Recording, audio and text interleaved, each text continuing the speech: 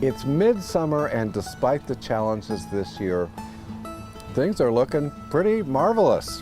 You look marvelous. Now, if your garden has let you down a bit, maybe you're growing the wrong plants, so we're going to highlight some great midsummer marvels. Not because I'm showing off, well, maybe a little, but because I want you to find some great plants that'll work in your garden all summer long. So, Jennifer, Jonathan, Julie, Heather, take it away. Midsummer to me says phlox.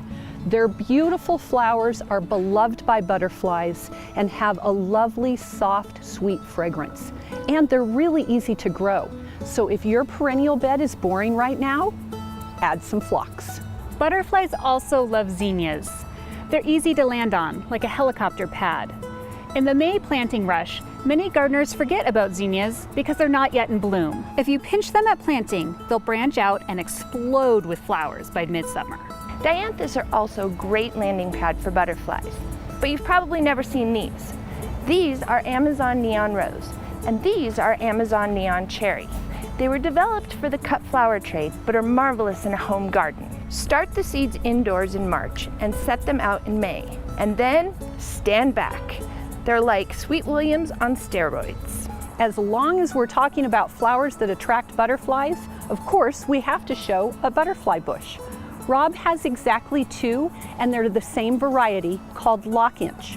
Remember that variety, lock-inch. These plants are about 25 years old, and if that sounds remarkable, it is. Butterfly bushes just don't persist that long and often die over the winter, but not lock-inch, which is named for a castle in Scotland where they were discovered growing.